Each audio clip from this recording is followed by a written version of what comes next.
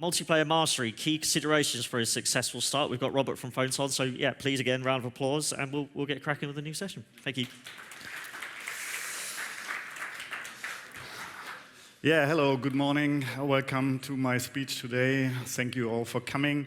I will talk today about some key things you should consider in order to make your multiplayer game a start from the very beginning. So things you should actually do before you start developing your game, right? So I'm Robert, I'm Vice President at Photon. I'm in the industry since about, in the multiplayer industries particularly, since about 20 years. I was also founded my own game studios. I was working on some nice brands like Bomberman or Giant Sisters. So I worked on both sides, on the buyer side, so looking for multiplayer technology because all my projects I did as a game studio were multiplayer, but also on the vendor side. So for Photon, I'm working as a VP, so selling basically multiplayer technology to game developers to make them successful. So I know both sides of the story.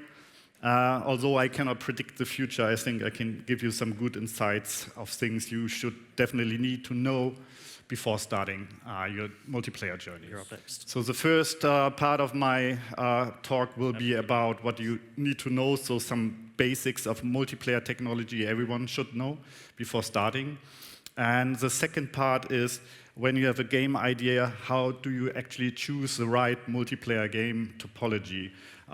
When I'm talking about a topology, I mean there are certain ways, and we think there are 4 good ways to build multiplayer games. Nearly back on track.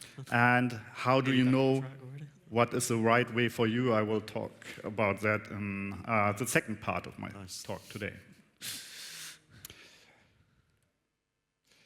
So what do you think? How many people actually plan their multiplayer before going into production? And this was a little bit shocking. So this is a number from the Unity Gaming Report 2024. So only 62% of studios actually plan before they start their multiplayer production. And I mean, we are in the master of the multiplayer track, and I wonder how can the rest there in these pie chart master the multiplayer if they don't plan at all. So for me, it's really shocking that 38% of players, of studios, do not plan the multiplayer. So you shouldn't do that, because there's one very simple rule everyone should really understand and know, and I call it the first law of multiplayer. You do not simply add multiplayer. So don't start with single player and think, oh, I will add multiplayer at a later point in time. So this always will be more complicated, will take longer in total. So it's not a good way of doing things. You should always start right at the beginning with multiplayer in mind, because otherwise you have to rewrite lots of your code. And you will go on a bumpy road if you do that. So never do that. So multiplayer can be a little bit intimidating for some developers, I know. So because of the complexity of it. So the complexity depends a little bit if you're doing a more casual style of game, like co-op games, or more PvP competitive stuff. The more competitive your game is, the more complex it gets. That's for sure.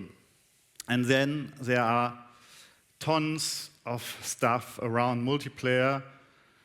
You don't need to know everything. You need to know a couple of things.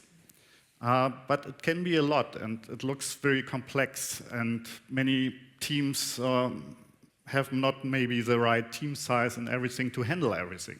So like live ops, or what about cheating? What about, do I need voice moderation if I have voice in my game? Cross-platform, spectating, matchmaking, and then there are stuff I will talk about later a little bit, snapshot interpolation, client-side prediction, lag compensation. What is all these? So it looks very intimidating, very complex. There's tons of stuff. But the good news here is there's tons of, not tons, but some services at least out there that help you to reduce this complexity by a lot. So you can concentrate on what you are good at on building a good game experience.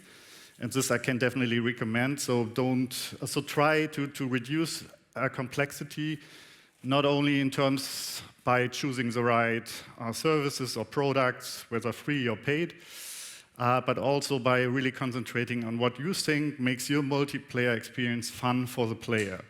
So many people have a rough idea, and they always ask me about, oh, what about cheating? And they think more about cheating than creating a great game experience. Cheating is an issue, of course. You shouldn't don't think about it at all. But it shouldn't be the first thing that comes into your mind, right? So try to strip out everything that's possible to reduce the complexity for your team and concentrate on the things that are really important for your gameplay. So whenever someone asks me, hey, Robert, why shouldn't I use free technology? Why shouldn't I build myself, so build your own? And why should I use paid services? So I'm a kid of the 90s, so not sure who knows this lady there, but whenever someone asks me that, there's a song coming into my head, The Best Things in Life Are Free, by Janet Jackson, back in the 90s. So sorry, I'm a little bit old, but I laugh, so I always think about this. And then my answer is, unfortunately, nothing is free. So the German in me says, no, nothing is free, all comes at a cost. Because there are development costs, and there are costs when your game is live and when you have to operate it. And development costs, I mean your team costs money, operation costs, servers might cost money, or services cost money. So look at the stuff which is out there, check, are they bringing updates regularly, how do they handle bug fixing, what about docs, and everything, is it good documentation there, can I find good samples, are there great tutorials out which I can look at and learn from. So there's a lot of things, and when I get in trouble, is there support? Can I reach out to someone? Is there someone helping me? And when the game gets live, what happens then? Can I scale? Is there proof that I can scale with that technology I've chosen? Right? So while some things might be free in the beginning, there's a cost associated at it all the time. So multiplayer, understanding the basics, of course, multiplayer is about time. And sometimes, again, is it a 90s movie, Back to Future? So it's about time travel, and multiplayer development sometimes reminds me a little bit on these movies where you have different time streams. So like players seeing a little bit different things on their game clients. And a good multiplayer game handles these different time streams in a way that it's fun for everyone. So it sounds simple, you have multiple devices, people playing on multiple devices, platform, but you have one game world, and you want to keep it in sync across all the devices. But unfortunately, there's a thing called latency, and this is inevitable. So no one can avoid that, no technology can make that go away completely. But good technology can give you a way how to handle it. So there's always latency, and what is even worse is jitter. So you have jittery data coming in, and now your job or the solution of the netcode is that is responsible for timekeeping of all these different time streams and a smooth representation of this data for the players, so they have a good experience. So there are some fundamental techniques for it. They are most commonly known from shooter games, but I cannot give you examples for all types of genres. So when thinking about specifically shooter games, not only, but then there are three fundamental techniques, and every one of you should know them. It's snapshot interpolation, it's client-side prediction, and it's lag compensation. These are super critical for many, many games. So snapshot interpolation, what does it do? It's taking this jittery data and interpolates it so your game client, so you have a smooth representation. So this red dot is a jittery data, and snapshot interpolation makes it just smooth. So why is this needed? Think about trying to aim in a shooter game. So it's, of course, much better if it's a smooth movement, right? Then there's client-side prediction. That means that you take these snapshot interpolated data and extrapolates it into the future. So you don't see the past, but a prediction. A prediction can be wrong, so your netcode needs to roll back, reset, and resimulate with the confirmed data from a server. And then there's lag compensation, because these both things are great, but still, when you don't have lag compensation, it's a little bit tricky to explain just in a couple of words. So there are tons of YouTube tutorials where you can learn the exact how it works. But without lag compensation, it's simply not a much fun of playing a shooter game, because you won't be able to really hit at what you see. So when you start a shooter game, for instance, and you don't know about these things, you might have fun in the beginning when you play in your own network with a constant stream of latency, not so much jitter. But when your game goes out in the wild, you will experience that many people will complain because they don't have fun. They cannot simply aim well at other people. They cannot actually hit at what they see, and this is super frustrating. So if you start with the wrong technology, if you don't know about these techniques, you will end up having a game which is not a lot of fun. So it's likely it won't be a success. So, okay, now how do I choose the right topology? And by topology, I've mentioned it before. I'm talking about the 4 ways we think you should build your multiplayer game. There are more ways, but we strongly think that these 4 are the ways you should go. So this is a dedicated server, which many of you, I guess, know. So there's a central server, which is the authority of the game, and a central referee or judge. So he decides, the central server decides what's wrong, what's right, who was hitting who, what's the truth. So it's a single source of truth. Then you have client host, where one of the players is the host. This is great for especially co-op games when it's not so competitive. And you have shared authority. That means that all clients have full authority, so there's no central instance. Often there's a concept used called master client, so one client is the master and decides, and acts as a kind of authority.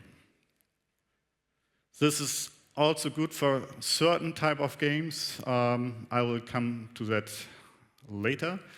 And then there's an old, but pretty new way of doing things. It's a deterministic way. So determinism is there since a long time, but there's not really, or there hasn't not really been a product out that you can use off the shelf. So hint, we developed one. And this is a great way for doing things for certain type of games and game genres and for certain type of platforms. All these blues, or the blue squares are working with state sync technology. That means you synchronize all the objects across all the clients. So speed, rotation of all the objects, you synchronize them across clients. This is limited to some extent if you think about RTS games where you have thousands of units, and synchronizing thousands of units across the network leads to issues with the bandwidth, right? It's too much data. So RTS games have been built forever with a deterministic approach. So, a first idea of what you should use for your game is whether your game is rather competitive, then you likely end up doing a dedicated server game or a deterministic game. If your game is more casual, you will likely use rather client-hosted or shared authority. So I'm, again, a kid of the 19s. Whenever someone asks me, how can I choose the right topology for my game? In my hand, there's always Mr. Bill Clinton, who once said, it's the economy, stupid. Of course, it's not the economy for games. For games, it's the gameplay. So I'm sorry, but I had to bring this because it always pops up in my mind whenever someone asks me that. So, and we have developed a tool then. And this tool, oops, should be a little bit lower there, but anyhow. This tool was used by this guy, Fabian Zeisser, which is a Unity employee, a senior netcode engineer, and he was using it for his speech at Unite 2024, so I thought, yeah, seems to be a good tool. We have developed it because we have many people, many customers who started with the wrong topology and then have trouble, or luckily, lots of customers are asking us before they start, hey, Robert, can you help me? What is the right topology for your game? What should I choose? Because there's not one silver bullet for all type of games. That's why we have different products. That's why we have Quantum, which is our deterministic engine, or Fusion, which is our state sync engine. And but Fusion supports 3 ways of doing things: server, host, and shared. And you have to decide for the right one. But how do you do it? With our quadrant. So you take your gameplay and you look for a game which is similar to what you plan to build. But there, please be true to yourself. If you want to build a battle royale, FPS, TPS game like PUBG, Fortnite, or Apex Legends, you would be in the dedicated server area. If you would build a game like Clash Royale or Age of Empires, you would be in the deterministic area. If you would build a sports game like soccer, you should use a deterministic engine. A fighting game like Street Fighter is definitely deterministic, right? But if your game is more social, then you can use shared mode or client-hosted. And so you just use we have these brushes here, so you can have them at my booth in the hall. And we have also have the tool on our website, of course. And yeah, you look for your game genre, and then you know what type of topology you can use, or you should use. But please also look at these small remarks there at the edge of each of the squares, because client-hosted is great, it's super cheap, it's pretty easy to do, but it's not made for mobile, for instance. Or dedicated server is great, but it's very costly. That's why I meant stay true to yourself. Do you actually want to build something like PUBG, which is a very competitive shooter game, or do you want to build something like Pixel Gun 3D, which was a very, very successful and popular title, which is using this approach, which is much cheaper to operate. So cost-wise, this is way better because dedicated server games are super expensive, right? And that's why you should be really careful with deciding which way you should go. And if you're not sure, just send us an email and ask for it. Please do so. We are really happy to tell you what's the best topology, even if you don't use our stuff then in the end. But it will save you so much trouble. So in essence, if you don't plan, you have no party, right? You have to learn the basics. You have to understand that there's not one technology. Please don't take the first thing labeled multiplayer and go with it. You have to understand these topologies. You should focus on features that are critical, and you should strip out everything else. So reduce complexity, please. but ever launch with bots. If you do a multiplayer game, you should definitely launch with bots. Because especially in the beginning, bots are simply super critical. And lastly, I said nothing comes for free, so multiplayer is more costly a little bit, but if you take the right tools, it's absolutely doable. Even smallest teams can build fantastic stuff, like one customer, Stumble Guys, a small team from Finland, just 4 guys, 1 developer, and they created a global mobile world hit within a very short time frame. Actually, it was just 6 weeks from beginning to the launch in the Google Play Store. Yeah, thanks. Any questions? Thank you very much. Maybe one quick question, if we've got a burning question. We do have one quick question.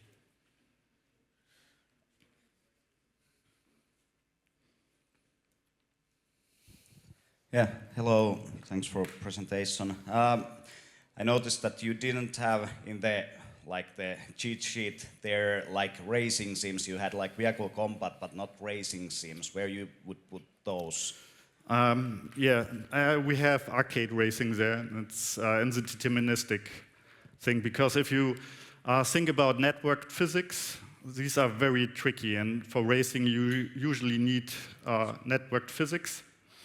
If you have a more arcade racer, which is not so much physics-driven, then you can also go with a fusion, and so then depending on the platform. So I would go with the deterministic. Then you're super safe. You can have damper physics and everything just will work very smoothly. With quantum, there's no netcode, so you really just build your local racing game until the racing car, it feels good, it steers great, it has the physics that you like, how it slides and everything, and multiplayer will just work out of the box. And you can launch on all platforms without any problems. If you do, you could also do client-hosted, but that wouldn't work on mobile. So I would definitely do deterministic. All right, that's all we've got time for. Thank you so much. I'm sure you'll be ready for questions, available for questions after. So yeah, big round of applause. That was fantastic. Thank you so much.